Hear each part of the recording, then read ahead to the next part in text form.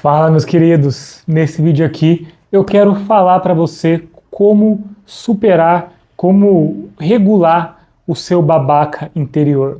O seu babaca interior é aquela voz que simplesmente fica a todo momento ali no ouvido da sua mente, falando que você não é capaz, que você não vai conseguir, que você é burro demais, que você é lerdo demais, que você é insuficiente para alcançar aquilo que você quer na sua vida. Então o babaca interior é essa voz que está a todo momento podando a gente, sabotando a gente. É o que está mantendo você estagnado, é o que te faz se auto-sabotar. E essa reflexão surgiu porque eu reencontrei esse banner aqui, esse cartaz, que meu pai, fui visitar ele, e ele encontrou isso aqui, ele está reformando o apartamento, encontrou atrás de um armário isso aqui. Então, esse aqui sou eu, com 15 anos de idade.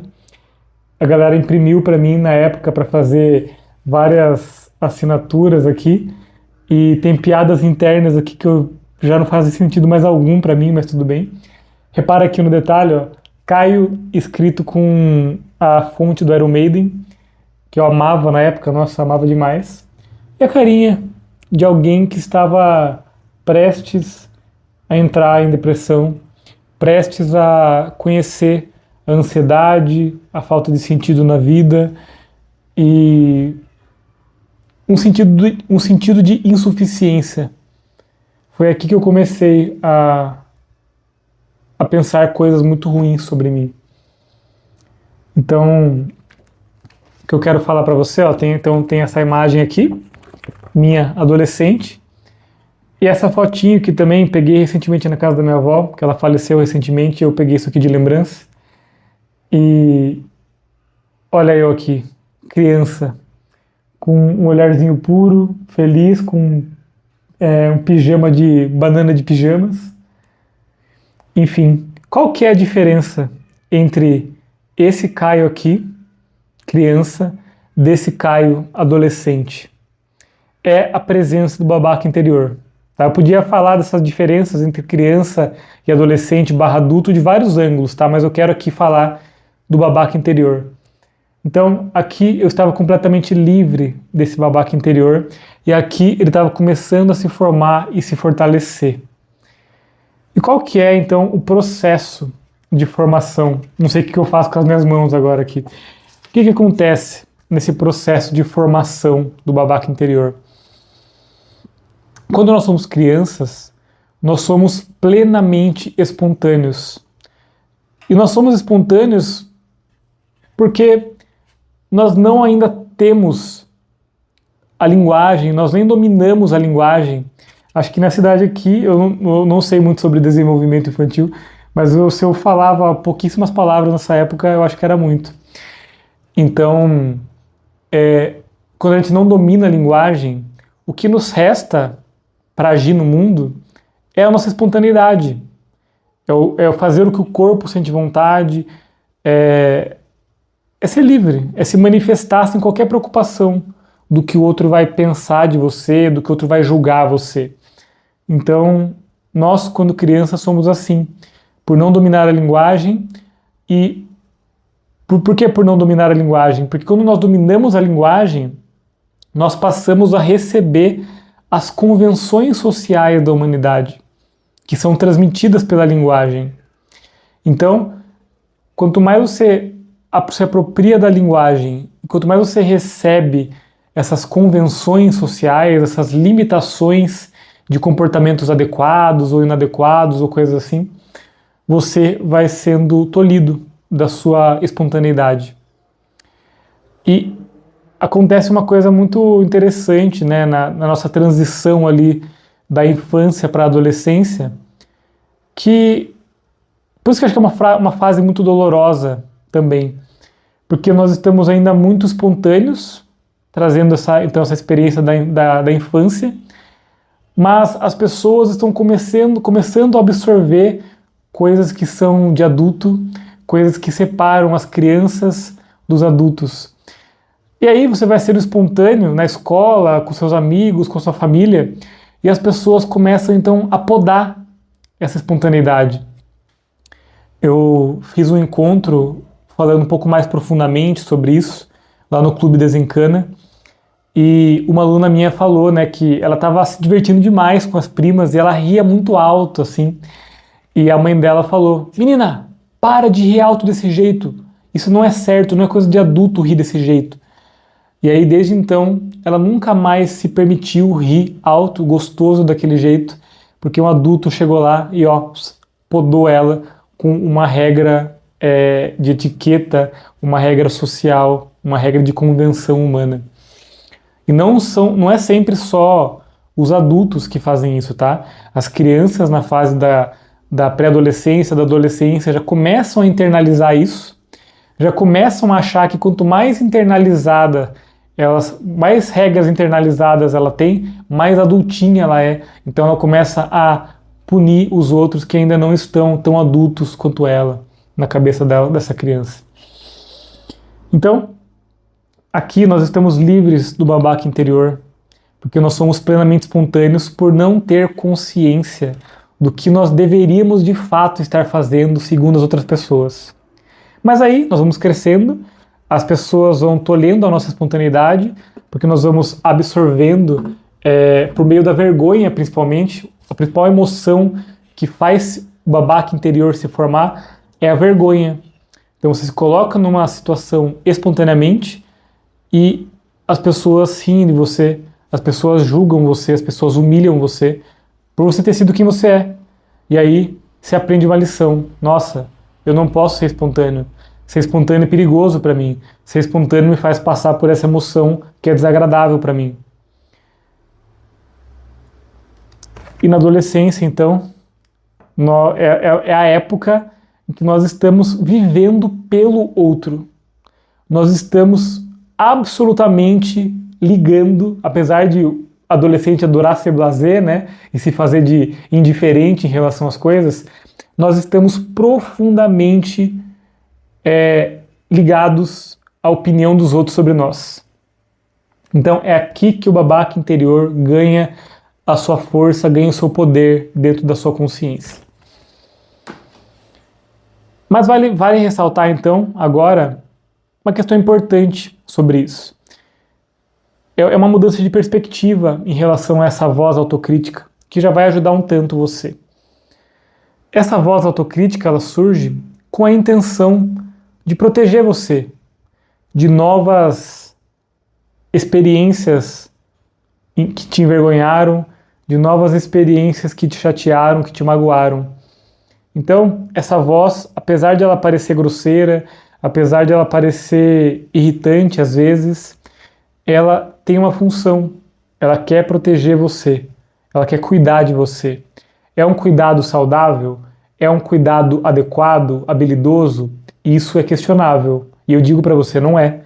Não é um cuidado que traz bons desdobramentos para você. Mas é um cuidado. E ter isso no coração, eu acho que já ajuda demais a olhar de outra perspectiva essa voz autocrítica. No fim das contas, é um mecanismo de defesa que quer a sua proteção.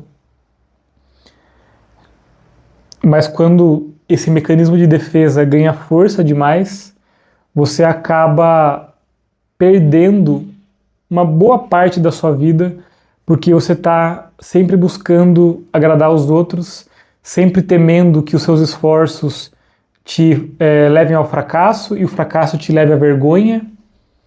Então a vida fica pequena, a vida fica limitada, porque você está sempre tentando se encaixar na visão de mundo que os outros impuseram sobre você.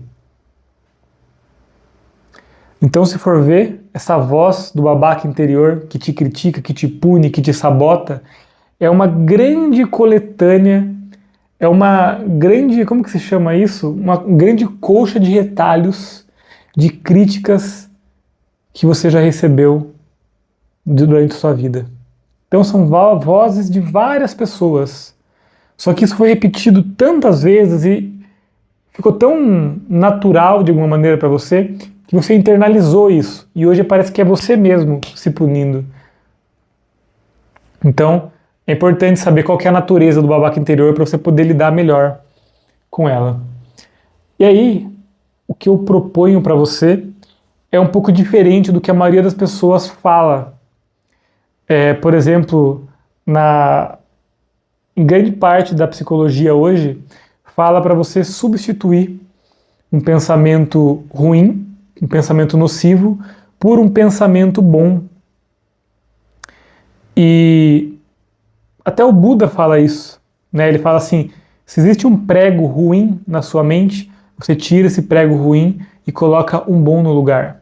Mas isso ele fala que é uma maneira de lidar muito superficial em relação aos pensamentos. Porque no fim das contas você está mantendo a ideia dentro de você que existem pensamentos ruins e existem pensamentos bons. Enquanto essa dicotomia existir na sua cabeça, você vai sofrer com esses pensamentos ou vão te dominar ou vão te fazer gastar muita energia desnecessária. Porque quando ele surge, então, tipo, puta, eu sou um bosta e não consigo alcançar aquele objetivo no meu trabalho. Se você lutar contra ele, não, eu sou bom sim, eu sou fodão, eu vou conseguir o que eu quero, cara, você está dando mais energia para esse pensamento. A disputa contra ele alimenta ainda mais ele. Os pensamentos, eles se alimentam de atenção. E quando você fica dando atenção, mesmo que seja para expulsar aquilo está se fortalecendo. Ou então, eu não lembro agora a segunda coisa que eu tinha falado. Ou desgasta a sua energia. Talvez você não lute contra ele, mas talvez você fique querendo expulsar ele. Tipo, vou fingir que não existe, vou fingir que tudo é bom, que minha mente é maravilhosa, que eu não tenho pensamentos autocríticos. E essa tentativa de não enxergar aquilo que está presente na sua mente vai desgastando sua energia mental, vai gerando uma luta interna e no final do dia você vai estar exausto. E é por isso. Você está lutando contra um conteúdo da sua mente. E a saída é você aprender a olhar para os seus pensamentos de uma maneira livre, de uma maneira desligada emocionalmente dos pensamentos. Novamente, eu sempre falo isso aqui nos meus vídeos, não adianta você ouvir o meu vídeo, não adianta você escutar canais de autoconhecimento se você não tiver um caminho de prática, se você não tiver uma ajuda de uma pessoa que já passou por esse caminho. Então, eu quero deixar aqui também o link para minha mentoria individual, caso você queira trilhar esse caminho junto comigo. Eu posso te ajudar com isso, eu tenho certeza, eu já ajudei muitos alunos e a minha própria história também conta isso. Então, se quiser saber mais, é só clicar no link aqui embaixo. Você consegue, o ser humano tem essa possibilidade de ter um superpoder, que é quando um pensamento autocrítico surge, você conseguir olhar à distância para ele e pensar, não pensar, sentir. Tudo bem, eu posso deixar você presente aqui e eu não vou me debater com você, eu não quero te expulsar. Você pode ficar aí flutuando pela minha experiência, eu vou deixar você, pensamento, como sendo um rádiozinho lá no fundo da minha experiência, que tagarela, que fala, que toca música, não importa. E eu continuo conseguindo me engajar com aquilo que é importante para a minha vida. Então é assim que se lida com o babaca interior. Não é tentando trocar o disco, não é tentando trocar os pensamentos que ele te proporciona, é você acolhendo, você lembrando que é um ato de cuidado da sua mente, mas que você não precisa seguir aquele pensamento. Pensamentos não são leis, pensamentos não são regras, pensamentos muitas vezes são só resquícios de memórias, de acontecimentos do passado. E você não deve nada a esses acontecimentos. Então, se você consegue desenvolver por meio do treino do seu foco essa maneira diferente de olhar para os seus pensamentos, de olhar de fora os seus pensamentos e deixar ele ali existir enquanto você continua vivendo sua vida, enquanto você continua florescendo, é assim que a sua vida vai mudar completamente. Tá? Então, lembrando, é um ato de amor, esse babaca interior, por mais distorcido que seja. Depois você reconhece esse pensamento e pode até falar assim como um mantra, né? Mente, agradeço os seus esforços, mas eu assumo daqui. E aí você deixa o pensamento ali, como se fosse um radiozinho de fundo na sua consciência e continua fazendo o que você precisa fazer. É assim, é assim. Claro, tem que praticar, tem que fazer meditação, tem que treinar o foco atencional, senão é só falação. Vou deixar aqui outro vídeo para você se aprofundar sobre esse tema. Se quiser saber mais sobre o meu trabalho, só clicar no link aqui abaixo. E tamo junto, meu querido. Bora desencanar?